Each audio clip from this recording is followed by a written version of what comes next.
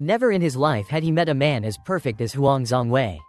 He had a happy family with a wife and 3 children. Every day, he diligently worked selling onion essential oil to earn money for his wife. He paid no mind to trivial pleasures such as alcohol, women, or hanging out with friends. He had only one passion: chemical research. Every evening, he toiled away in his small, secret room, creating chemical reactions. And boom, the final result was a crystal meth pill. The herbs that Huang Wei concocted were of exceptionally high purity, making them highly sought after in the market. His product sold out as quickly as he could make it. Huang Wei's life seemed destined to continue in such peace until one day, the police discovered a type of methamphetamine circulating in the rural area where he lived. Although Huang Wei was the one who produced the methamphetamine, he had a principle: he would never sell it domestically. All of his product was consumed in Japan. However, this time, his methamphetamine had appeared in this small, remote city. It was certain that the man in front of him was problematic, or perhaps it was his underling who had caused this issue. After listening to Huang Wei, the underling knew for sure that his own underling had disobeyed him, choosing to sell the product locally without permission. Upon hearing this, the underling no longer dared to continue eating. He immediately grabbed his phone and called for someone to bring weapons, preparing to personally silence the source of the leak. After finishing the job, he immediately called Huang Wei to report that everything had been taken care of. With the aftermath handled, Huang Wei told his underling not to stay in the area any longer and to wait for 2 or 3 months until things calmed down before returning. Having completed his latest batch of methamphetamine, Huang Wei intended to suspend his operations for a while. However, the police had already set their sights on him. "You're here to get a SIM card from me, right? I no longer work at the telecommunications bureau. Huang Wei, don't you even know what you've done?" The police took Huang Wei to the station for questioning. But regardless of what he was asked, Huang Wei remained calm and answered with great cunning. "Did he say anything to you when you went out to eat that day?" "Nothing at all. It was just a normal meal together. He and I are just acquaintances. It's likely he used the phone number I registered for him to engage in illegal activities, right? You can be straightforward with me. There's no need to beat around the bush. We usually contact you by calling your office number, correct? I've already taken unpaid leave. If you want to find me, call my home phone number. Why did you quit such a good job? It's not illegal for me to take unpaid leave. My wife gave birth to triplets, and the financial pressure is immense. My salary at the telecommunications bureau wasn't enough to make ends meet, so I took unpaid leave to venture into business. Alright, that's enough for today. You can go home now." Huang Wei knew that he had only temporarily managed to evade the police. They definitely wouldn't let him off so easily. So, after returning to the factory, he burned all his equipment and documents, closing down the factory to lie low for a while. However, at that very moment, one of his workers secretly took some methamphetamine and sold it, further complicating matters. Immediately after, Huang Wei ordered his underling to summon the worker. Outwardly, he told his underling to give the worker some money to return to his hometown. But in reality, once the worker left, he ordered someone to eliminate him. Huang Wei waited outside for a while, only entering after he could no longer hear any screams from inside. After checking and confirming the worker's death, Huang Wei bowed his head in prayer before ordering the disposal of the body. He didn't forget to remind his men about the importance of workplace safety. At this time, a man was selling newspapers for 800 yuan each, and they were being snatched up. This was because each newspaper contained hidden methamphetamine. After selling all the newspapers, he contentedly cycled back to his hideout, only to find that no one answered the doorbell, no matter how long he rang it. He knew his underlings were definitely getting high somewhere. Enraged, he stormed upstairs and kicked the door open, finding his underlings inside, indeed intoxicated. One of the underlings explained that a friend had brought in some new product from the city, and he wanted to try it out. It turned out that his underlings had purchased a new type of methamphetamine from an outside source. This type was not only highly pure but also very addictive, a true Rolls-Royce among ICE products. They believed that if they switched to selling this new type, combined with a scarcity marketing strategy, the price could be multiplied many times over. However, the leader didn't share their view. The appearance of a different product source in his territory was a clear attempt to steal his business. He had to find out who was behind it. He then instructed his underlings to intentionally have a service girl go to the wrong room after the transaction with the mysterious supplier. Seeing the beautiful girl, the man couldn't resist leaving his phone number. After their intimate encounter, the leader stormed into the room with his underlings, blocking the man's exit. "You dare to mess with me? I came here seriously to discuss business. Hand over all your product." Huang Wei's underling, seeing that the other side had more men, and having just eliminated someone to cover his tracks, didn't dare to resist. He reluctantly handed over the product, only to realize that the other party intended to swallow his entire stock. He tried to escape through the door but was knocked down, a weapon pressed against his neck. He had no choice but to obey and surrender all his product to them. Although outwardly compliant, Huang Wei's underling seethed with resentment. He was a man who played with guns and bullets, yet he had been bullied by these country bumpkins. However, upon hearing the quantity of product the other party could handle, he had to admit that he was the real country bumpkin. 100 kilograms? Are you kidding me? Not even close. Multiply that by 10. 1,000 kilograms. Having just mocked the other party as country bumpkins, Huang Wei's underling immediately raised his glass and toasted with them upon hearing that. After closing down his factory, Huang Wei spent his days taking his wife and children out to eat, play, and shop. Thanks to his drug trafficking over the past few years, he had a mountain of money he couldn't spend. Anything his wife desired, he would buy for her. Although it appeared he was spending money foolishly, Huang Wei was actually fully aware of every move the police made. Do you know this person? Look closely. Noticing the police were intensifying their pursuit, Huang Wei immediately took his wife and children back to his hometown to seek refuge. However, he continued spending money like a wealthy man, unhesitantly showering anyone with cash. After returning home and paying respects to his ancestors, Huang Wei unexpectedly received a call from his underling informing him that someone wanted to buy a ton of product. Faced with such a lucrative opportunity, Huang Wei, despite his cautious nature, couldn't help but be tempted. Following a lead, the police located the place where Huang Wei's underling purchased his guns. After 3 days and nights of surveillance, they finally received a call from him.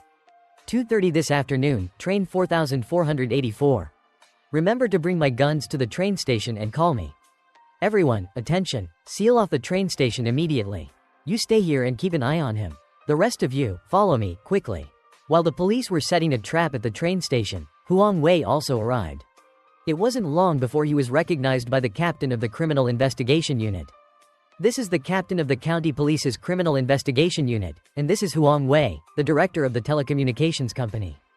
Sensing something was wrong, Huang Wei rushed to a public phone booth and sent a message to his underling, instructing him to cancel the transaction.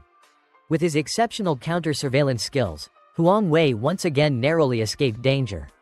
Reporting, Captain, everyone inside has come out, but the person we're looking for is nowhere to be found. Quickly, go in and check. At this point, Huang Wei instructed his underling to go to a nearby guest house and rent 2 rooms on different floors. He then sought out a black market ticket seller and purchased 3 train tickets to Hainan for the following day. He knew his underling was unlikely to escape punishment, and if caught, would certainly implicate him. So, he had already planned his escape. Upon returning home, he immediately made up an excuse to tell his wife that they had to leave. A few days ago, 2 leaders from the industrial park came to see me. They said they wanted me to give them a few computers.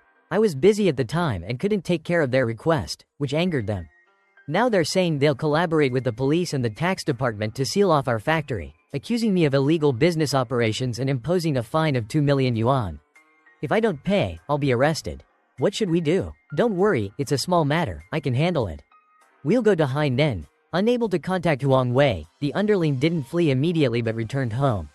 He called Huang Wei repeatedly but couldn't get through. Huang Wei saw the messages but didn't respond, infuriating his underling. At that moment, the underling's wife arrived home with food. After an intimate encounter with his wife, the underling used a public phone to call Huang Wei 800 times, urging him to quickly produce methamphetamine for him to sell. However, being a cautious man, Huang Wei ignored him. Enraged by being ignored, the underling called someone else, demanding they bring guns to his village. Unbeknownst to him, the person on the other end of the line was already under police surveillance. Just as he hung up, the underling sat down, ready to drink a bowl of soft-shelled turtle soup his wife had prepared to cool his anger. He had no idea that the police were closing in on his house to arrest him. Having finalized his escape route, Huang Wei saw hundreds of missed calls from his underling and finally called him back. You're a lucky one, aren't you? Brother Wei, it's all thanks to your teachings. You're a fast learner. Get out of Tam Bin quickly, and never come back. What about the rest of the product? Keep working. If there's product, I'll let you know. Huang Wei knew that his underling's reckless personality would eventually get him caught by the police. He needed to find another retailer to expand his business. Rather than waiting for his underling to get arrested and implicate him, it was better to take action himself. Just as the underling was preparing to flee, the police arrived. Seeing that the person delivering guns to him was being followed by a car, the underling quickly made a run for it. Zhao Nan, the police officer in charge of the case, immediately gave chase. After a pursuit, the exhausted underling gave up resisting. Initially, they thought he was a stubborn one and planned to take him to the station for interrogation. However, before he could even get into the car, he revealed Huang Wei's involvement. Upon learning that Huang Wei was the methamphetamine producer, the captain immediately led his men to surround his house. However, when they broke down the door and stormed inside, the house had long been empty. There's no one at Huang Wei's house. He's most likely at his hometown. The people there can be quite aggressive, so be sure to prioritize your safety during the operation. I'll arrive to provide support soon. At this point, Huang Wei visited a nearby temple he frequented. Seeing that the temple was undergoing renovations, he generously donated 2 stacks of money. When the monk asked whose name to record the donation under, he paused for a moment before saying to write the names of his 3 children. Perhaps it was an attempt at atonement, or maybe it was for peace of mind. Huang Wei went to the place within the temple dedicated to his deceased father, preparing to pay his respects meticulously. However, this time, he couldn't even light the incense and had to ask his underling for assistance before successfully placing the incense in the burner. Being a very superstitious man, always performing rituals wherever he went, this made him deeply uneasy. Father, wise in life and sacred in death, please protect your son and help him escape this calamity. Just as he was praying to his father for protection, the police arrived. Through the upstairs window, Huang Wei spotted them. However, when Zhao Nan and the others learned from the monk that Huang Wei was at the top of the tower, they searched everywhere but couldn't find any trace of him. Seeing that the incense stick before the ancestral tablet hadn't burned out yet, Zhao Nan deduced that Huang Wei had just escaped. She immediately led her men to pursue him in the direction behind the mountain. However, the paths behind the mountain were crisscrossing, leaving them unsure which way to go. Zhao Nan noticed several coffins ahead and was about to approach for a closer look when she was stopped by the monk. They discovered the cash Huang Wei had dropped while fleeing on the path across the way. Therefore, everyone assumed he had escaped down the mountain in this direction. Upon hearing this, the captain immediately contacted the police force guarding the foot of the mountain, instructing them to be on high alert for an arrest.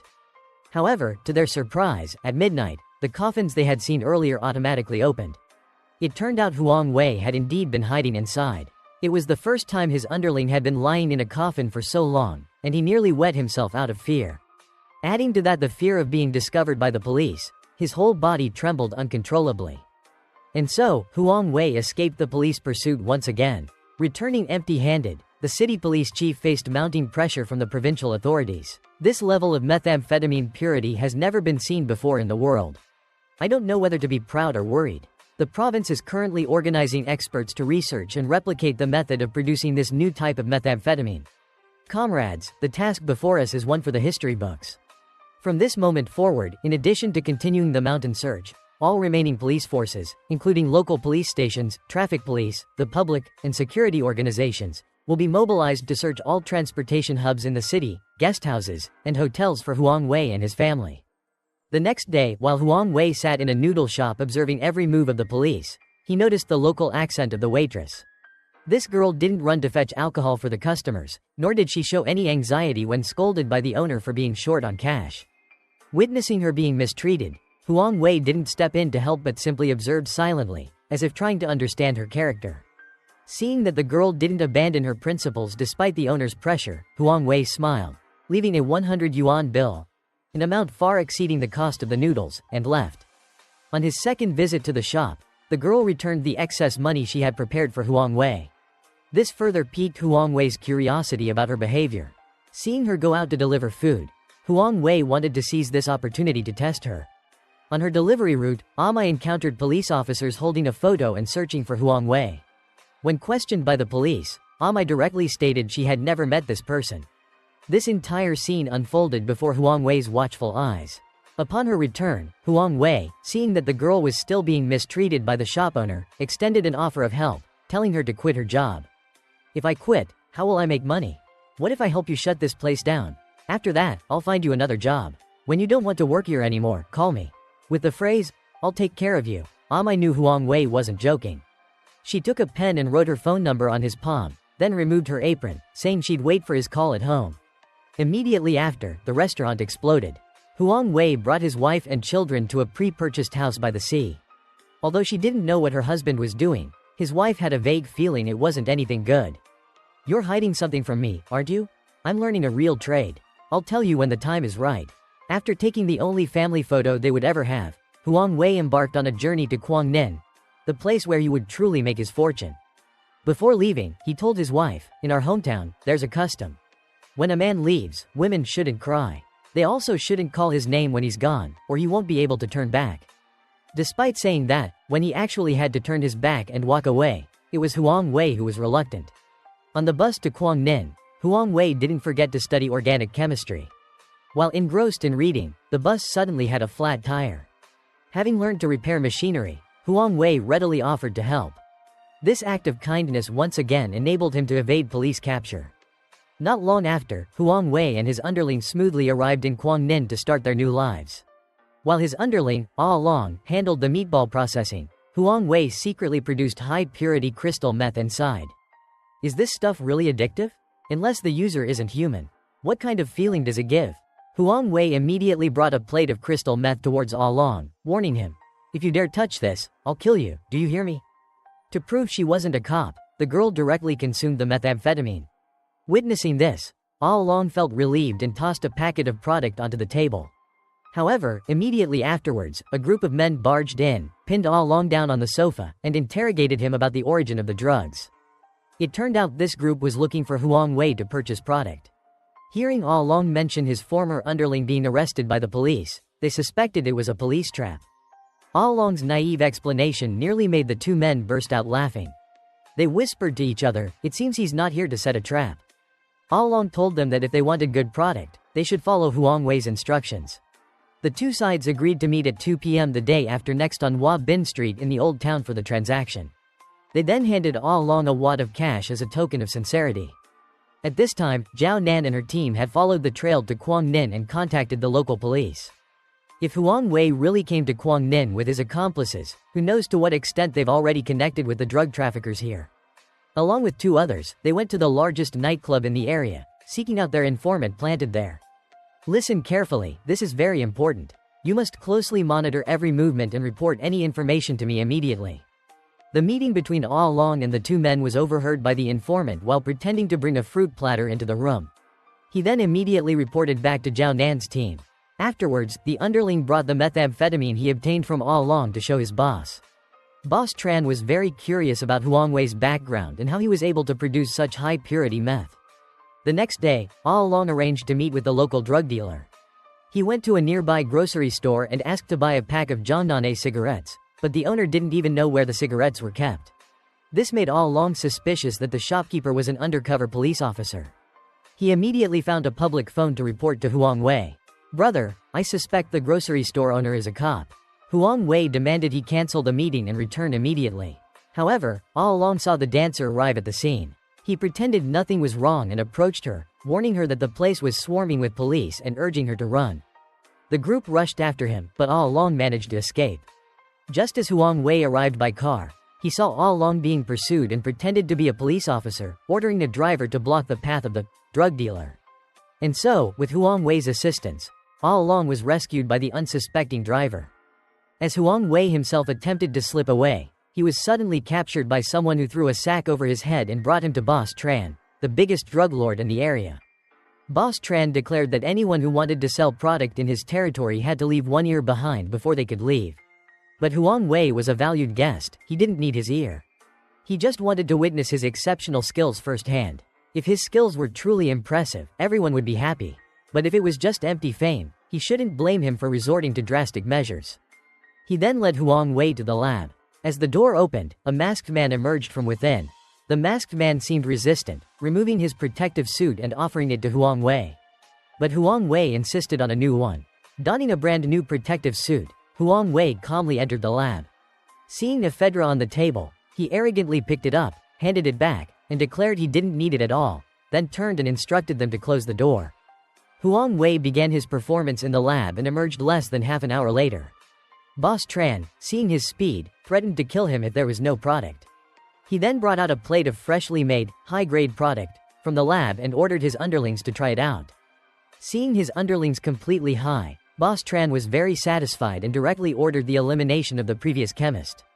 Their collaboration officially began. After agreeing to work together, Huang Wei proposed moving the meth lab onto a boat.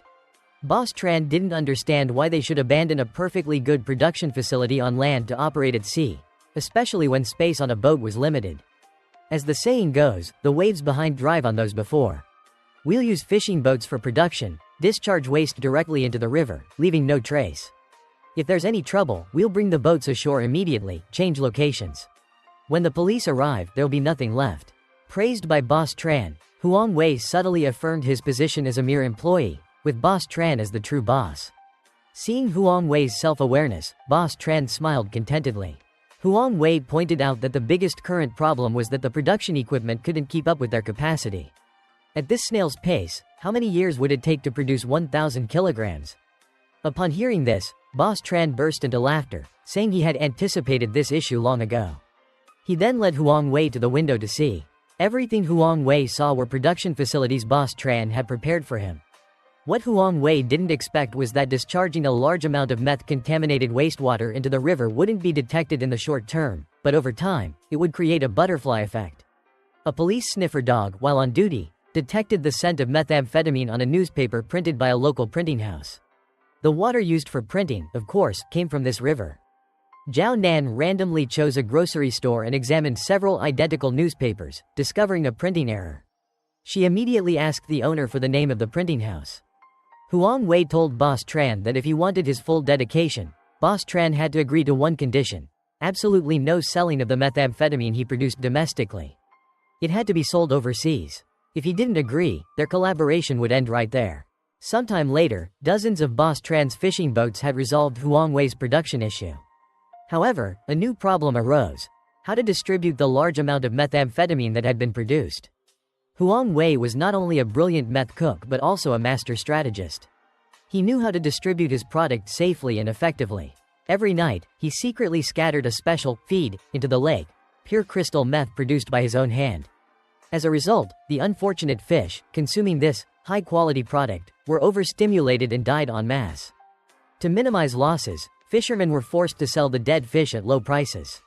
This massive low-cost distribution channel allowed Huang Wei to achieve his goal of rapid methamphetamine distribution.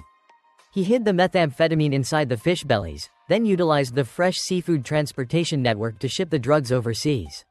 The rougher the seas, the higher the price of fish, and the methamphetamine within also commanded an exorbitant price. The first batch brought Huang Wei and Boss Tran a huge profit. They celebrated wildly in a karaoke bar, swaying to the music.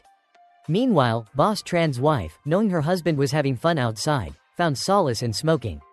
Hearing her husband's return, she quickly hid her belongings. Seeing her husband completely drunk, she slipped into the next room with his underling and asked if he had learned Huang Wei's drug-making techniques. The underling was frustrated because he had sent his ex-girlfriend to seduce All Long, Huang Wei's underling. However, All Long was a recent university graduate and knew nothing about anything beyond assisting Huang Wei with basic tasks. At this time, Huang Wei came looking for All Long and noticed All Long's new girlfriend was also present. He cheerfully approached her, complimented her, and slipped a wad of cash into her hand for buying clothes. After sending the girl away, his demeanor instantly transformed, revealing the cunning drug lord he truly was. The next day, relying on her intuition, Zhao Nan located the food processing plant that supplied raw materials for Huang Wei's meth production. Based on what the professor from Shanghai University said, propionophenone is a crucial compound for Huang Wei's meth production. Let's start from there. The two of them disguised themselves and went to the largest local propionophenone manufacturing plant. The director stared intently at Zhao Nan, mentioning that they had recently signed a contract with a new client, securing the entire production line. Zhao Nan inquired about the client's name, putting the director on guard. Meanwhile, Huang Wei was playing mahjong with Boss Tran, completely unaware that the female police officer pursuing him was about to arrive at his doorstep. Boss Tran couldn't understand why Huang Wei dared to purchase such a large quantity of propionophenone locally. Wasn't he digging his own grave? Upon hearing this, Huang Wei simply chuckled and remarked that Boss Tran was naive. All Long will bring the raw materials to each village along the river, find a few honest farmers, give them some money to help us store the materials, wait for our big ship to arrive and conveniently transport the goods. The materials will be loaded onto the cargo ship. This way, the police won't be able to find them even if they search the ends of the earth. Although Boss Tran didn't fully comprehend, he laughed heartily. At the very moment Huang Wei declared, "Who?" in the mahjong game, Zhao Nan, guided by her intuition, found the factory storing this batch of propionone. Donning an isolation suit, she confidently walked inside. Seeing a telephone in the office, she even snuck in to call her colleagues. After being discovered by Boss Tran's underling at the door, she managed to fool him with a simple statement. After the shipment was completed, Zhao Nan even received a payment for her work. Watching the transport convoy disappear, Zhao Nan walked out of the gate and flagged down a car, asking to borrow it. Having commandeered the car, Zhao Nan followed all along, who was transporting the goods, driving all night until dawn. She finally caught up with all along's vehicle. However, all along wasn't easily fooled. He had already detected he was being followed and abandoned his car at a grocery store, escaping on foot. However, how could he escape Zhao Nan equipped with two-way satellite communication technology? After a pursuit, Zhao Nan finally reached her destination. Coincidentally, the owner of the grocery store there knew where all along had run off to. He bought a few packs of cigarettes from me before. Go in that direction, the 3-story white building. Whose house is that? The house of Tran A. Bin, the newspaper editor. Newspaper office, the Tran family. Zhao Nan guessed this was Huang Wei's hideout. Without further verification, she directly called the captain. Zhao Nan's formidable abilities made Huang Wei extremely uneasy. Being a superstitious man, he took out matches for divination. Sensing treachery, Huang Wei immediately went downstairs to find Boss Tran, expressing his desire to temporarily halt meth production. However, before Boss Tran could inquire further, something happened to the meth-producing boat. A police officer stormed the drug den, taking down the entire drug trafficking gang on board before safely withdrawing. Upon seeing him, the drug traffickers fled. This makes perfect sense. Upon receiving the news, Boss Tran summoned his underlings and declared they had to leave Guangnen immediately, they couldn't stay there any longer. He instructed the driver of a prepared speedboat to head towards the pier and gave 2 of his underlings 880,000 yuan, ordering them to stay behind and block the path. And so, the 2 men, armed, stood guard at the entrance, waiting for the police to arrive. After a fierce shootout, the police captured the 2 who stayed behind. Huang Wei and Boss Tran, cornered by Zhao Nan, had no choice but to flee quickly. After apprehending the 2 underlings, Zhao Nan pursued them. To escape, Boss Tran planned to throw All Along's new girlfriend into the lake as a distraction, as she held no value to him. All Along couldn't bear to do such a thing and immediately stood up to oppose Boss Tran. Although naive, All Along wasn't foolish. He questioned why Boss Tran didn't jump himself. Boss Tran explained to All Along that each of his people had their own value. The most useless here were his wife and All Along's girlfriend. This boat, this river, all belonged to his wife's family. If she died, everything would be lost. So who else could he throw but All Along's lover? Huang Wei asked All Along if he truly loved Bang Bang. All Along confirmed he did. Huang Wei then intentionally grabbed a gun, preparing to jump into the river and confront the police. After this clever act of self-sacrifice, Huang Wei successfully manipulated All Along into skillfully throwing his girlfriend into the river. Possessing both technical skill and cunning tactics, this kind of person was truly terrifying. Seeing someone fall into the water, Zhao Nan had no choice but to abandon the pursuit and rescue the person. However, by the time they pulled the dancer out, it was too late. After Huang Wei escaped, the police plastered wanted posters of him everywhere.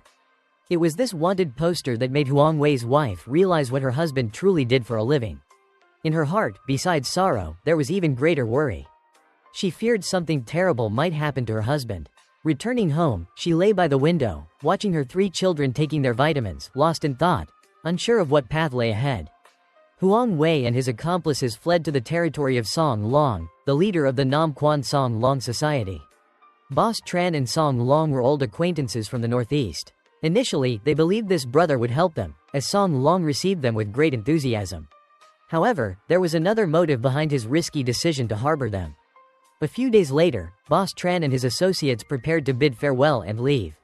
But with such a juicy piece of meat already at his lips, how could Song Long let it slip away? Wanted posters are plastered everywhere. It's unclear whether your friend over there will actually receive you. Right now, the only ones who can shelter you are my brother and I. Are you trying to take advantage of our predicament? It's mainly because of Huang Wei. Just give us the recipe, and I guarantee you a safe departure. Let me tell you, if you want to kill us, go ahead. I'm not someone easily intimidated. Seeing that the 2 were about to fight, Huang Wei laughed and said, "Isn't it just a recipe? Give it to them, what's the big deal?" Immediately after, he led Song Long to the lab and demonstrated each step of the meth production process, then excused himself from the scene. After heating it, just follow the second step as I instructed. As Song Long reveled in the lab, dreaming of riches, Huang Wei stepped outside and snapped his fingers. Moments later, the lab exploded.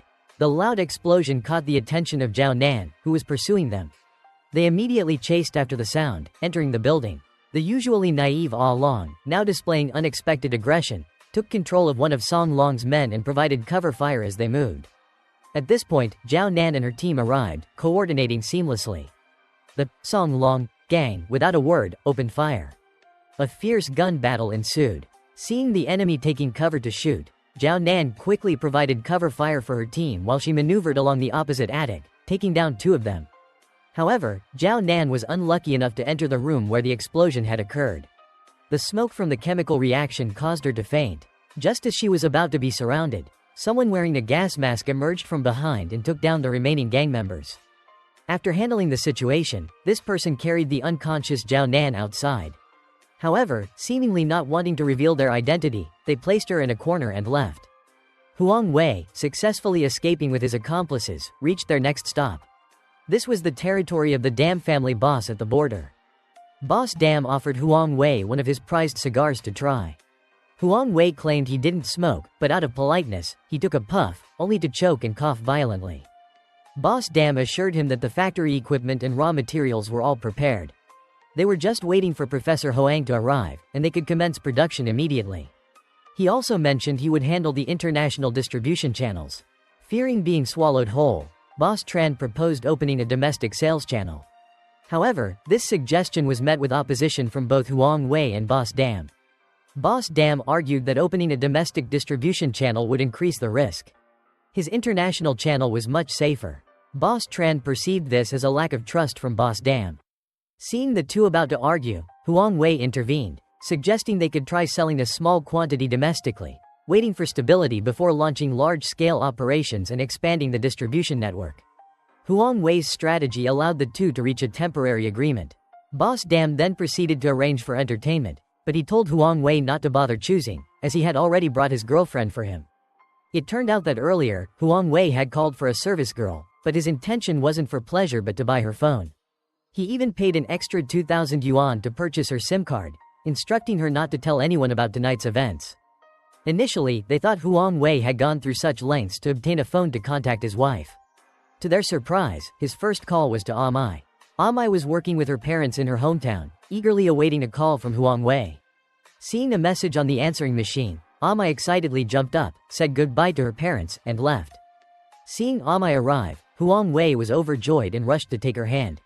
Amai even initiated a hug. Huang Wei whispered to Amai that he had told everyone she was his girlfriend, and they would pretend to be living together. In reality, he could sleep on a mat on the floor. They entered the room together, with Ah Long guarding the door. After finishing their Coca-Cola together, Huang Wei took out a stack of cash, saying it was a meeting gift for Amai for helping him. But Amai insisted she hadn't done anything yet and couldn't accept his money. Seeing this, Huang Wei said to consider it an advance payment. Amai hesitantly accepted and asked what her job would be. We're in the chemical import-export business. The bosses here are all very wealthy. There are no outsiders here, only family. I told them you were my girlfriend, so they allowed you to come. Sensing Amai's intense gaze, Huang Wei quickly excused himself, saying he had work to do, and slipped out. However, upon reaching the door, he lingered, unwilling to leave. After a long pause, he finally uttered, "Go inside and rest." Amai reluctantly said, "Goodbye," and closed the door. Huang Wei's retreating figure seemed to convey his desire to go back inside. As he hesitated whether to knock or not, A Long appeared. Huang Wei understood the principle that one mountain cannot hold two tigers and discussed a backup plan with A Long. These two brothers, there's something off about them. Sooner or later, something will happen. Keep an eye on the distribution channels. If things go south, we pull out. As Huang Wei predicted, the new type of meth he concocted was highly sought after in the market, making Boss Dam's business extremely prosperous. This caused Boss Tran to feel disgruntled. Huang Wei knew that these two drug lords would eventually turn on each other for profit, but he didn't expect it to happen so quickly, and even more unexpectedly, for it to involve him. While drinking tea, Boss Dam implied that Huang Wei was just a hired hand. "I am the boss," he said. "You only drink when I allow you to. Are you saying I shouldn't go out to bars and restaurants while working, wasting tens of thousands of your yuan?" Boss Dam awkwardly tried to explain, saying this month's production target had been met, suggesting they take a break. However, Boss Tran disagreed, immediately stating his distribution channels were ready and could export the product at any time. However, Boss Dam vehemently objected when he heard about Boss Tran's distribution channels, fearing they would implicate him. "What are you saying? I've been in this business for years, I have my own methods." "Your methods? They've always been domestic. We're discussing how to export, not sell within the country. Do you want us all dead?" Boss Tran retorted angrily, oblivious to the potential consequences, directly accusing Boss Dam of wanting to eat alone. His intentions exposed, Boss Dam no longer concealed his desires. He claimed that if he had wanted to eat alone, he would have already bought the entire batch.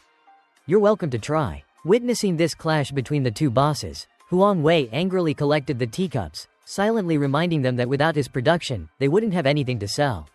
Huang Wei had always opposed domestic sales, so this time he chose to side with Boss Dam. As for how the profits would be divided, he didn't care. "What's the point of arguing? What we're selling is meth. I want to move this product quickly. Don't delay any further." With that, he stood up and walked away. "Don't call me for tea while I'm working." Huang Wei's angry departure silenced the two bosses, as they were both reliant on him. Boss Dam's strategy involved utilizing online chat platforms for buying, selling, and delivering goods. This method not only offered high confidentiality but also broad reach across various networks. However, they underestimated the police's capabilities. Police technology was constantly evolving. Through online surveillance cameras, the police discovered the new type of meth produced by Huang Wei had reappeared in the market. The provincial police leadership immediately established a special task force, determined to dismantle Huang Wei's gang. On the other side, Boss Dam invited a man nicknamed Gunfire to dine with him. His preference was for voluptuous, mature women. After thanking his host, Gunfire pulled the alluring woman into a room. To spice things up, the girl invited him for a drink. To her surprise, Gunfire flatly refused. She assumed he was eager and wanted to get straight to the point, but Gunfire pushed her away and told her to take a shower.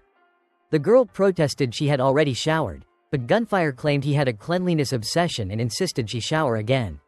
He warned her that if she didn't shower properly, she wouldn't receive any money.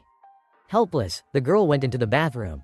After confirming the girl had begun showering, Gunfire retrieved a landline phone from a drawer and climbed out the window, heading towards a nearby electrical room, seemingly searching for a phone jack to contact someone. However, to his surprise, the next morning, Boss Dam discovered what had happened the previous night. Seeing this, he hastily fabricated an excuse, claiming he had a cleanliness obsession and the girl wasn't his type. But how could this excuse fool Boss Dam? "If she wasn't your type, you could have told me. Why run out to that electrical pole? I've told you countless times, it's dangerous with such high voltage." Gunfire thought to himself, he even knows about this? Seems like I'm in deep trouble today. To escape this predicament, he concocted another excuse, calling his mother to check on her. Whether Boss Dam believed it or not, he had to take the risk. Seeing Boss Dam's silence, he grabbed the pistol from the belt of Boss Dam's underling and pointed it directly at his own head. It was unclear whether Boss Dam was intimidated by the gun or wanted to test Gunfire further, but he approached him and ordered him to lower the weapon. Gunfire couldn't believe what was happening. Did Boss Dam actually buy his flimsy excuse? Before he could recover from his astonishment, Boss Dam informed him he had an important task for the two of them, to travel to Nam Quan and receive some friends. The individuals they were supposed to welcome were none other than Huang Wei's group. While on the road, Gunfire excused himself to use the restroom, using the opportunity to call and inform Zhao Nan. The reason Zhao Nan always seemed to magically know Huang Wei's whereabouts was because of this man. He was an undercover police officer, the same person who had rescued Zhao Nan when she fainted in the lab. Meanwhile, one of Boss Tran's underlings immediately noticed something was wrong with the weight of the goods. Each container was only a few dozen grams short, but with the white powder worth up to 500,000 yuan per gram, it amounted to a fortune. He knew for sure someone was deceiving him. Seeing he could no longer hide it, the underling took out a packet of the product, admitting his actions. Ah Thang intended to report him, but was stopped by the underling. In this line of work, money isn't easy to come by. Don't you want to leave yourself a way out? Seeing Ah Thang's hesitation, the underling continued to entice him. I only took a little from each container. We'll split the profits 50-50. I guarantee there won't be a next time. With that, He shoved the packet into Ah Thang's hand, assuming his agreement. However, the stolen methamphetamine being smuggled into the black market provided a lead for the police. The underling, appearing very cautious, mentioned that domestic product was scarce lately. They could only obtain American goods or Vietnamese goods. Seeing the buyer hesitate, Zhao Nan quickly affirmed she needed a large quantity for wholesale, not retail. Hearing this, the underling, unable to control his greed, went to the cold storage to prepare the goods. His call was accidentally overheard by Ah Thang. Last time was too risky. Do you have any idea how much this product is worth? The underling gestured for Ah Thang to be quiet. It's just 2 kilograms. Compared to the amount in storage, it's nothing. With those overseas shipments, the amount lost during transportation is far greater. No one will notice. This time, same as before, we split the profits. Seeing the bait had been taken, Zhao Nan immediately led her team to the meeting point for an ambush. They waited for a long time, but no one showed up. However, a while later, headlights flashed in the distance. Someone was finally coming. The underling, seeing the buyer seemed inexperienced and naive, pulled out the goods. Zhao Nan took the product and brought it to her nose, sniffing it with the demeanor of a true addict. The underling then instructed Ah Thang, who was in the car, to bring down the rest of the goods. But fate had a twisted sense of humor. Previously, in Dongquan, Ah Thang had encountered these 2 officers and narrowly avoided capture. You look familiar. Have we met somewhere before? You look familiar too. Didn't we meet in Dongquan? You're cops? Seeing the 2 attempt to flee, Zhao Nan immediately charged forward to subdue the underling. However, he pulled out a grenade. After detonating the grenade, the underling jumped into the river and escaped, rushing back to inform Boss Dam about the police encounter. Upon hearing this, Boss Tran believed they should halt all shipments immediately, but Boss Dam didn't share his concern.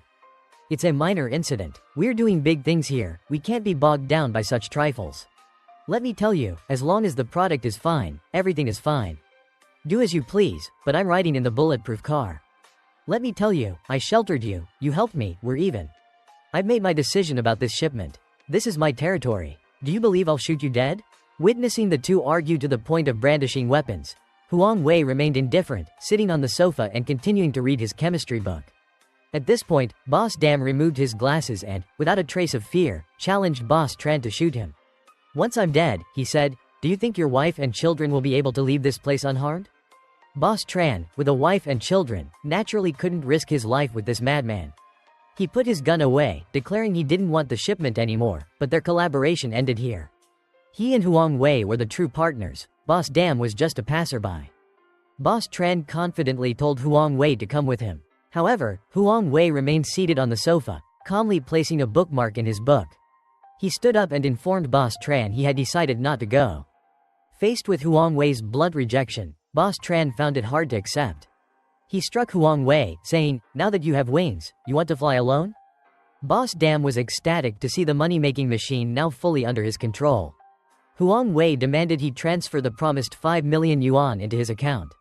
He desperately needed this money to start a new life overseas. Professor, this is an advance payment I arranged for you. I know. I always feel the police are aware of our movements. Don't you find it strange? I have a pretty good idea who it is, Professor. Don't worry, I'll handle it. The next day, Huang Wei received notification that 6 million yuan had been deposited into his account. Upon receiving the money, he decided to take his girlfriend on a trip to Thailand, Singapore, and Malaysia. His girlfriend, thrilled about the upcoming journey, embraced him tightly. Just as they were sharing an intimate moment, the doors suddenly burst open. Looking for me? All along, I'm going to Thailand, Singapore, Malaysia. I probably won't be taking you along. Although interrupted, Huang Wei wasn't angry. Instead, he pulled a list from a drawer and told Ah Long to follow it to purchase raw materials. He emphasized the importance of secrecy, as this was the key to their future escape. Meanwhile, Boss Tran, having been unceremoniously dumped, was furious, vowing to reclaim his dignity. But at this very moment, his wife provoked him further. As Boss Tran was about to climb into bed and hit his wife, his underling entered the room. Boss Tran exclaimed he couldn't take it anymore and had to steal back the goods. However, his underling reminded him that the other side had more men, they only had 3. We don't have 3 people, we only have 1, and that's you. Can you handle 10 alone? Hearing this, Ah Thang immediately became tense. How did you escape? Where did you jump from? Hearing that Ah Thang had jumped off a cliff, the boss's wife's worried expression was evident. Boss Tran witnessed all of this. He told Ah Thang to stage a scene to retrieve the goods. He would give Ah Thang a 40% share, while he and his wife would keep 60%. Boss Dam seemed to have figured out who the undercover cop was, yet he still allowed his underling to steal some goods and go for an early morning transaction. But this time was different. He brought both Gunfire and his trusted associate. Boss Dam already knew Gunfire was an undercover cop. This transaction was essentially a trap. The astute Gunfire noticed the anomaly and asked the underling why they changed the route. The underling explained there were too many police on the original route, so they had to change it. It turned out Gunfire had informed Zhao Nan about the transportation route for this shipment, and the police had set up roadblocks to intercept them. However, Boss Dam's men, disguised as farmers, had discovered the roadblocks beforehand. This further confirmed Gunfire's suspicious behavior. At this point, Gunfire realized his cover had been blown. To buy time, he tried to create chaos, hoping to seize an opportunity to escape. He tried to divert attention to the bearded man, saying their phones had been confiscated. The only means of communication now rested with the underling. However, the underling now knew Gunfire's true identity and was no longer willing to listen to him. Now, whoever deliberately tried to cause trouble was more likely the informant. Let me tell you the truth, we're not delivering any goods this time. You two, go check the back of the truck. There's nothing but rotten fish in there. Whoever tries to dodge this is the informant. Gunfire attempted to grab the gun but was shot in a vital spot. The bearded man sitting next to him trembled in fear, thinking he would be killed next, but the shooter chuckled and said, "An informant? You don't have the guts."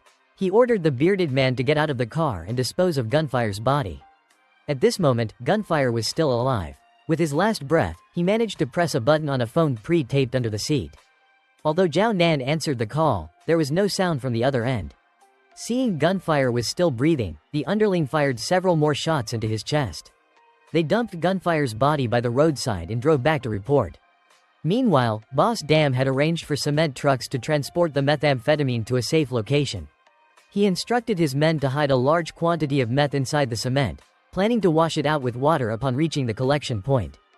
After arguing with Huang Wei, Boss Tran packed his belongings and prepared to leave. However, before departing, he still wanted to steal back the goods. He had instructed his underling, Ah Thang, to stage a scene with him. To his surprise, Ah Thang took it a step further. Hearing Ah Thang address his wife by name, Boss Tran instantly understood the illicit relationship between them. It didn't stop there. Ah Thang dropped an even bigger bombshell. "Thank you for raising my children all these years. But they've been calling you, Dad, for so long, so I guess we're even." Having endured years of sharing his wife, Boss Tran, enraged, was about to draw his gun. But Ah Thang was faster. He pulled out a weapon and stabbed Boss Tran repeatedly in the chest. And so, Boss Tran, betrayed and cuckolded, met his end. Hearing the commotion, Boss Dam rushed over to assess the situation. He remained calm, immediately recognizing Ah Thang's handiwork. Huang Wei, on the other hand, was deeply agitated, as Boss Tran had treated him with genuine sincerity. That evening, the bearded man and Boss Dam's underling returned to report. Boss Dam, having earned a fortune, was elated. However, Huang Wei was filled with trepidation. He realized once he was no longer of use, he would meet the same tragic fate as Boss Tran.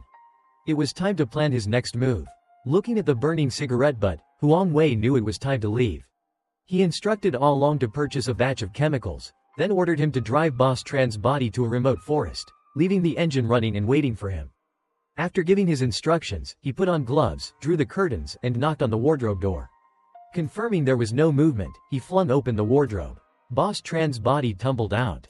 Huang Wei clasped his hands in prayer for a second, then began estimating the size of the body and the drum. Next, he sat down on the floor, meticulously checking each chemical Ah Long had bought to ensure they met his requirements.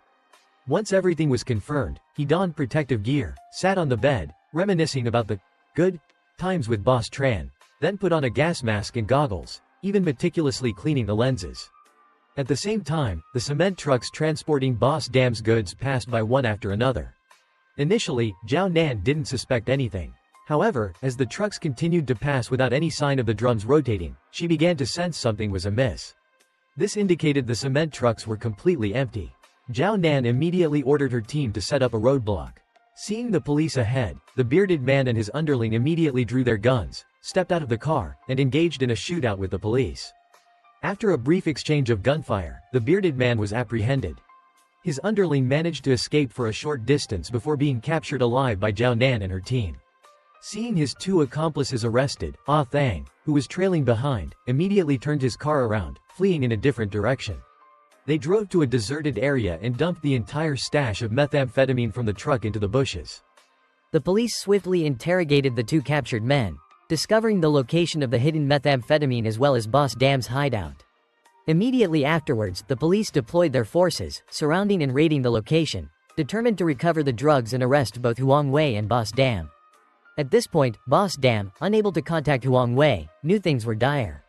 Knowing Ah Thang had driven off with his goods, Boss Dam immediately sought out Boss Tran's wife, slapped her across the face, and demanded she reveal Ah Thang's location. Simultaneously, armed forces and numerous police officers descended upon Boss Dam's hideout, surrounding the building. His underlings rushed to inform him of the police siege. Amidst the chaos, Boss Tran's wife escaped. At this moment, Boss Dam still clung to the hope that Huang Wei would come to his rescue, but his underlings reported that Huang Wei and Ah Mai had already fled. Faced with the overwhelming police presence, Boss Dam rallied his underlings for a final stand. However, this time, the police were thoroughly prepared, their forces and weaponry completely overwhelming. After a fierce exchange of gunfire, the gang suffered heavy casualties. Seeing the desperate situation, Boss Dam attempted to escape through the back door, but Zhao Nan, lying in wait, shot down one of his underlings. Having dealt with the underling, Boss Dam unleashed a barrage of AK fire at Zhao Nan. However, Zhao Nan dodged every bullet. Seeing the AK was ineffective, Boss Dam pulled out a grenade, released the pin, and threw it at Zhao Nan. However, the moment the grenade hit the ground, one of Zhao Nan's teammates kicked it away. Ironically, the grenade landed right back at Boss Dam's feet. And so, the drug lord met his demise in a rather spectacular and fitting manner. When Zhao Nan stormed into the house, she couldn't find any trace of Huang Wei. Only a drum filled with a black liquid remained. At that moment, a noise came from inside a nearby wardrobe. Zhao Nan approached and opened it, revealing Ah Mai hiding inside, trembling with fear. It turned out that after the deaths of Boss Tran and Boss Dam, Huang Wei had utilized his chemical knowledge to concoct a body-dissolving solution. At that time, DNA technology hadn't been developed, allowing him to successfully escape police pursuit. Due to the strong alkaline corrosion, we couldn't perform DNA testing. However, we collected some blood at the scene. According to forensic analysis, this blood type matches Huang Wei's. Therefore, it's highly likely that Huang Wei was one of the victims dissolved in the solution. The possibility of Boss Dam silencing him is very high. As for Ah Mai, found hiding in the wardrobe, they initially assumed Huang Wei had abandoned her. However, it turned out she was also part of Huang Wei's plan. After being arrested, Ah Mai claimed she knew nothing about Huang Wei's activities. She said she was deceived by Huang Wei's affections and hid in the wardrobe because she witnessed Boss Dam kill Huang Wei, who was then dissolved. At first, they argued because Boss Dam suspected Huang Wei was colluding with Boss Tran to cheat him out of his money. Then Boss Dam shot Huang Wei. I saw a lot of syrup flowing from his body. I couldn't bear to watch anymore. I heard the sounds of furniture being pushed around, the thud of an axe hitting something, and then a foul stench filled my nose. What's your relationship with Huang Wei? He said he wanted to marry me. Ah Mai's performance was convincing. Combined with the evidence at the scene and the blood test results, everything pointed to Huang Wei being murdered by Boss Dam. But Zhao Nan still clung to her gut feeling that Huang Wei wasn't dead. We've been tracking him for so long. Every time, he slipped through our fingers like a fox. This time must be the same. She then rushed towards Ah Mai, almost frantic, trying to force her to reveal the truth. Huang Wei's death brought the Special Task Force's work to a temporary halt. The captain and Zhao Nan returned to their unit. However, Zhao Nan requested a transfer from the anti-narcotics unit, becoming a regular patrol officer. She wanted a change of perspective to analyze and investigate the clues suggesting Huang Wei was still alive. One day, while the captain and deputy captain were monitoring Huang Wei's wife, the captain was startled to see a man resembling Ah Long speeding past on a motorcycle.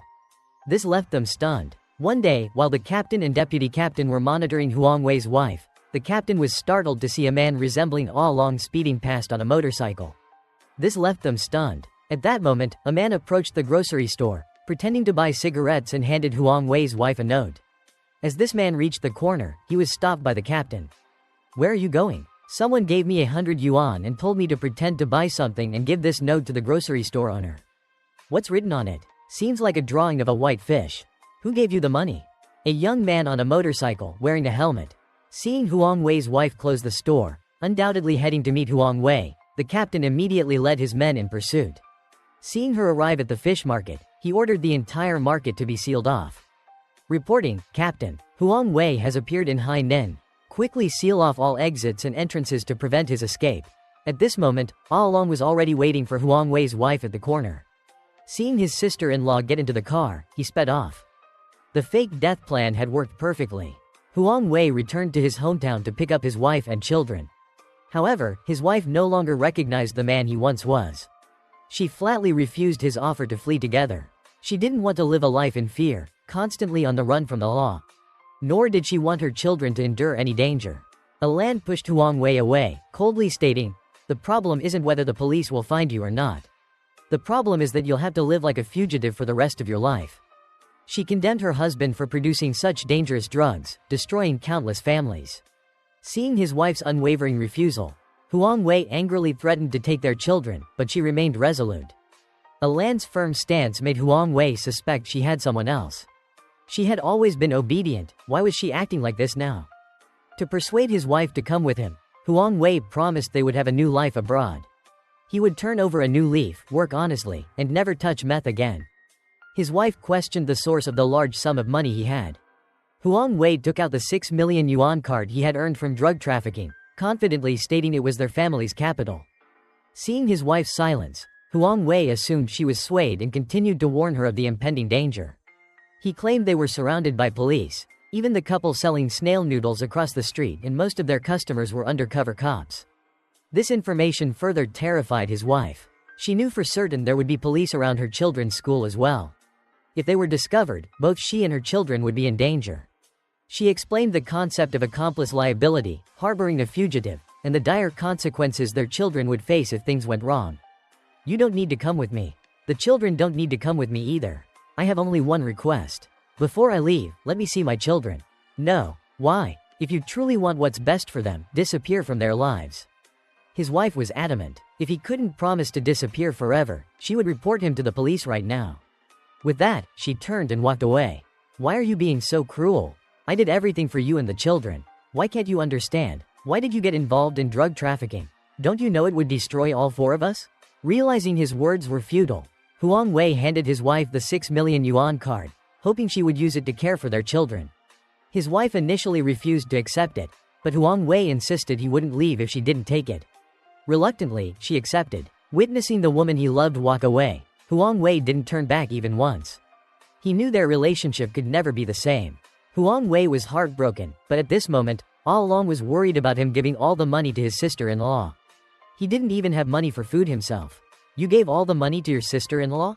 Are we broke now?" Huang Wei scoffed disdainfully and replied, "Wherever I am, that's an ATM."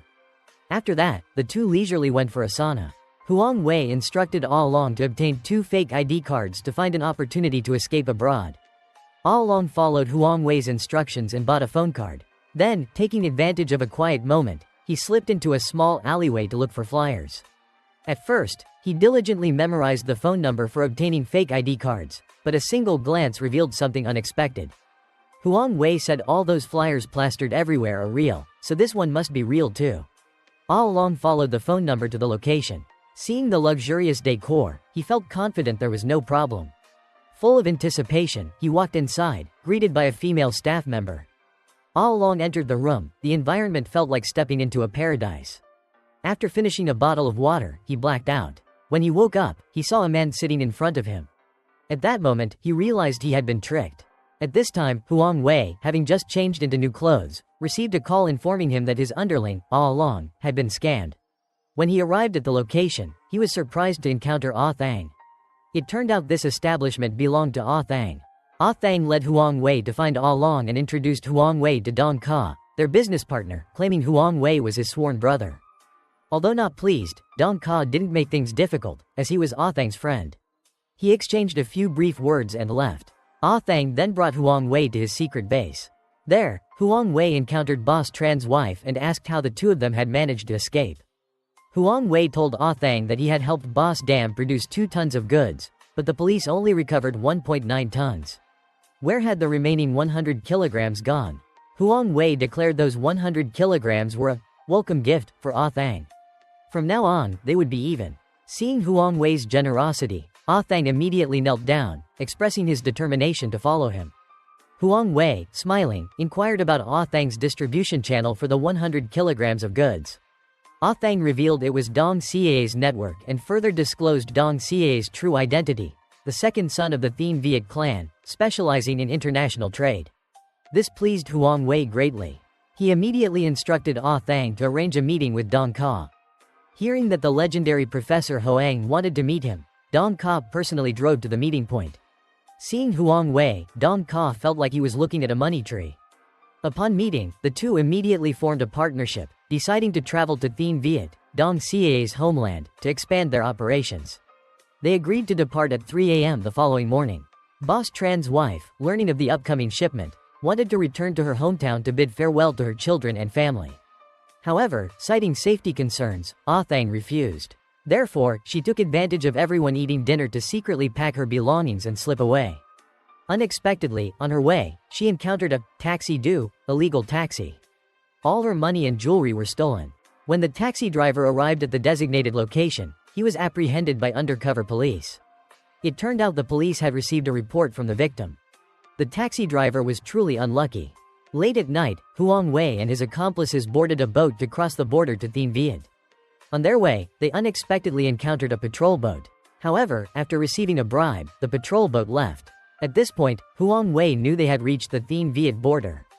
Huang Wei and his accomplices reached Dong Xia's base without encountering any obstacles.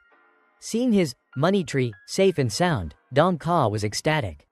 He proclaimed himself the king here, but Huang Wei knew he was merely a puppet, exploiting his skills to make money. Meanwhile, Boss Tran's wife, upon returning to her hometown, was persuaded by the police to cooperate. She would be considered to have atoned for her crimes if she helped them capture Huang Wei. Boss Tran's wife agreed to contact the police via telegram, arranging for Ah Thang's men to bring her to Dong Xia's base. However, before she could even have a meal, Dong Ka detected something was amiss. He instructed her to come closer, look him in the eye, and repeat herself. Dong Xia's sharp gaze terrified Boss Tran's wife into silence. Seeing her fear, Dong Ka guessed everything. Hearing her confession, Dong Ka didn't give her a chance to explain and pulled the trigger. Ah Long frantically informed Huang Wei about Dong Ka eliminating Boss Tran's wife and Ah Thang. However, Huang Wei seemed to hear nothing, continuing his concocting work. It seems the Quang Ninh police are still looking for me. How did you know Boss Tran's wife was an undercover cop? I don't know, just a hunch. Huang Wei's anxiety was evident. He had assumed he was safe abroad, beyond the reach of the domestic police. He never imagined they could infiltrate this far. Dong Ka reassured Huang Wei, telling him to focus on production and not to worry, as the Chinese police had no authority here. Do they dare come here to arrest people? Chinese police have zero power to enforce the law here. Even if they came, I would be the first to know. We'd simply relocate and continue our operations. To further reassure Huang Wei, Dong Ka used Boss Tran's wife's communication code to send a telegram back to the domestic police. Even like this, you can't catch me, it read. The drug traffickers Hu, Ah Thang, and Boss Tran have been eliminated. Be wise and don't make any rash moves. During those overtime hours, thoughts of his wife, children, and former lover would surface in Huang Wei's mind. He constantly wondered how they were doing. His former lover, after 3 years of serving his prison sentence, walked out of the prison gates enveloped in emptiness. At that moment, she realized with a start that his promises from years ago were nothing but lies. Back then, to help Huang Wei escape punishment, she agreed to go to prison in his place, fabricating a false scene. 3 years later, the man who had promised to pick her up and marry her had vanished without a trace. Amai couldn't believe her ears. She tried calling the phone number Huang Wei had given her years ago, but none of them connected. She knew she had been betrayed, discarded by Huang Wei like a worthless object. She sought out Huang Wei's wife, feigning helplessness, claiming she had no money. To her surprise, not only did Huang Wei's wife give her free instant noodles, but she also helped her find a job. News of Amai's release from prison and her approaching Huang Wei's wife reached the police. The police chief, believing Amai, having been abandoned by Huang Wei, would surely seek revenge, ordered his men to secretly monitor her every move. Zhao Nan, sitting beside him, was now pregnant. It turned out that after her heartache caused by Huang Wei, she decided to return to her job as a patrol officer and married the captain. She was now expecting their first child, only 3 months away from giving birth. However, the matter of Huang Wei still weighed heavily on her mind. She insisted on attending any meeting, big or small, related to Huang Wei. Receiving kindness from Huang Wei's wife, Amai began to waver, unsure whether to carry out her plan. One evening, while watching a movie, witnessing the female lead being ruthlessly abandoned by the male lead, she was enraged and immediately steeled her resolve. The next day, she went to a traditional Chinese medicine shop and purchased a laxative, which she then added to Huang Wei's wife's bowl of porridge. As a result, Huang Wei's wife suffered from stomach cramps and was unable to pick up her children, having no choice but to ask Amai for help. Exploiting this opportunity, Amai contacted her former prison mate and kidnapped Huang Wei's 3 children, then instructed his wife to inform him. Amai just called me. She said she's taken the 3 children, but she won't hurt them. She has one condition. She wants Huang Wei to fulfill his promise from years ago. What promise? How should I know? Did she say how Huang Wei should contact her? No, she only gave me a 3-day deadline, then she'll contact us herself. The police chief hastily reported the incident to his superiors and simultaneously relayed the information to Thien Vien through internal channels. Upon learning that his children had been kidnapped, Huang Wei went berserk, determined to return and rescue them at all costs. Dong Ka believed it was clearly a police trap. If Huang Wei returned, he would surely lose his life. If something happens to my children, there's no point in me living. What am I supposed to do if you die? If you go back, the police will arrest you immediately. There's no way some random girl kidnapped 3 children. Dong Ka, if you dare say another word against my brother, I'll fight you to the death. Seeing All Long's ferocious defiance along with his underlings, Dong Ka felt both angry and amused. However, he couldn't afford to lose the lucrative money-making machine that was Huang Wei, so he ordered all his men to holster their weapons. Amidst the chaos, Huang Wei demanded to speak with his wife on the phone. Reluctantly, Dong Ka agreed. However, their home was under police surveillance. Dong Ka demanded Huang Wei promise that he would handle the rescue of the 3 children, and to forget about his wife, or else he would die. Huang Wei understood. At this point, his wife was surely heavily guarded. Helpless, he agreed. They boarded a private flight to the border, then snuck back into the country on a fishing boat. Sitting on the boat, Huang Wei was surprised to see Dong Ka accompanying him. This touched him deeply. You really didn't need to risk yourself like this. Hearing this, Dong Ka chuckled and shared his background with Huang Wei. He revealed he was an illegitimate child. Despite his family's wealth, he had never been acknowledged by his father. He had always led an aimless, idle life. It wasn't until he met Huang Wei that he found a purpose in life. In other words, Huang Wei was his benefactor, the one who gave him everything. If something happened to Huang Wei, he would consider half his life gone. Therefore, despite his strong reservations about Huang Wei returning, Dong Ka had no choice but to follow him, ensuring his safety. No sooner had Huang Wei and Dong Ka stepped ashore than the police arrived. Just a moment too late, they would have been caught.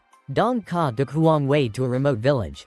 To pass through the checkpoint, he placed Huang Wei inside a refrigerated container equipped with an oxygen tank, camouflaged with frozen seafood on the outside. They successfully passed the checkpoint undetected. Upon arriving at their destination, Dong Ka urgently called for someone to help Huang Wei out, but he was frozen stiff, unconscious. While waiting for the doctor, Dong Ka had 2 men press their bodies against Huang Wei, holding him tightly, but Huang Wei remained unresponsive. The invited physician, after checking Huang Wei's pulse, assured them he was all right and only needed to drink a herbal decoction. He would gradually recover. After taking the medicine, Huang Wei regained consciousness, slowly opening his eyes. Seeing Huang Wei awake, Dong Ka hastily took out 5,000 yuan from his pocket to pay the doctor, but the physician refused to accept it. As soon as he woke up, Huang Wei demanded black-boned chicken soup. Dong Ka immediately went to prepare it. Huang Wei tried to move his fingers, but it was still very difficult. Thinking of his 3 sons in Amai's clutches, their fate unknown, he wanted to get up immediately, but his body wouldn't obey, and he fell from the bed. Huang Wei sipped the chicken soup while listening to the radio. The song, "Do You Love Me?" suddenly played, causing him to pause. The radio announcer's voice then brought him back to reality. This song is requested by a young woman who just turned 27. Today is her birthday. 3 years ago, she worked at a restaurant where she was mistreated by the owner. A kind stranger helped her escape.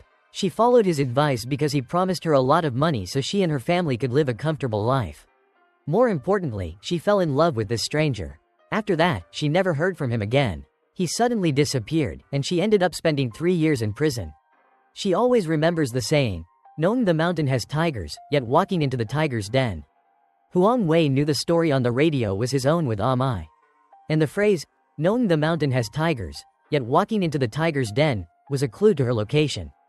Huang Wei, hearing Mai's signal through the radio, knew for sure she was somewhere connected to tigers. He asked his underling if there was any place or mountain in the area associated with tigers. The underling mentioned there was only a zoo with tigers. Huang Wei was certain that was the place and immediately set off. Dong Ka ordered 2 of his armed men to accompany and protect Huang Wei. He would wait at the next rendezvous point. At the same time, Zhao Nan also heard Mai's voice on the radio. Once again, relying on her intuition, Zhao Nan correctly guessed the person on the radio was Mai. As everyone prepared to search for Mai, Zhao Nan pulled her husband aside, reminding him to be careful. Huang Wei, accompanied by several men, arrived at the zoo. To his surprise, these men were professional hitmen. As soon as they got out of the car, they used slingshots to disable the surveillance cameras, promising to bring his sons back safely within 5 minutes. Huang Wei wanted to follow, but they stopped him, assuring him to wait outside without worry. At this moment, Mai, seeing the deadline approaching without any news from Huang Wei, was nearly driven mad. She was about to harm the children when she was stopped by her accomplice. Waiting for Mai to lull the children to sleep, the 2 hitmen, with concealed weapons, quickly approached her. They coldly opened the door and swiftly eliminated both Mai and her accomplice. Mai died without uttering a single word. On their way back, they coincidentally encountered a police car heading towards the zoo. The hitman ordered Huang Wei to duck down. The 2 vehicles passed each other. Huang Wei, seeing the police in pursuit, was extremely anxious, but the hitmen remained calm. One of them leaned out and tossed a grenade behind them, then calmly pulled over, grabbed an AK, and stepped out, firing a barrage of bullets, stopping the police car. Once they emptied a magazine, they got back into the car and sped off. The captain bravely pursued them. The hitman driving the car closed in, firing relentlessly with the AK. The captain dodged the bullets, swerving the car, causing it to spin out of control. The hitman quickly changed direction, escaping into a smaller road. Police reinforcements arrived. The captain informed everyone that Huang Wei had escaped onto a smaller road. The police chief immediately ordered a pursuit. Hitman number 1 stayed behind to block the road, while hitman number 2 continued to lead Huang Wei to safety. After driving for a while, they were about to escape the police, but Huang Wei, in his superstitious nature, chose to retrace their steps. This time, he made the wrong choice. When they turned back, they encountered the police. Panicked, the hitman drove into a dead end, forcing them to hide in an abandoned house. For the police, this was like fish on a chopping board. This time, the deputy captain had victory almost within grasp.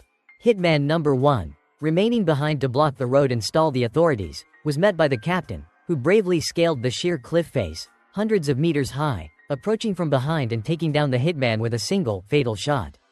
Those outside, listen carefully. I have 3 hostages in my hands. If you storm in, I will kill them. We won't storm in. Stay calm. Huang Wei frantically searched for an escape route. Seeing his son bitten by mosquitoes, he instinctively swatted them away. He wasn't a good man, but he was a father. As dawn approached, more and more police forces were deployed to the scene. The hitman knew escape was unlikely this time. The 3 children were his only chance of survival. I have 3 children in my hands. They are valuable hostages. If you come in, I'll make them log out. Huang Wei, you're a monster. You're using your own flesh and blood as hostages. Do you have any humanity left? Feeling her words weren't impactful enough, Zhao Nan grabbed a loudspeaker and shouted, "You had a happy family. She loved you so much. Your 3 children are also well-behaved and understanding. Yet you destroyed everything with your own hands. Huang Wei, you're too selfish, always only thinking of yourself. Have you ever asked what they truly wanted?" Hearing these words, Huang Wei's anger intensified. He decided to take a chance and charge out with the hitman. The hitman, trusting him, handed Huang Wei the gun, only to be shot by him. Then, Huang Wei calmly walked outside and surrendered.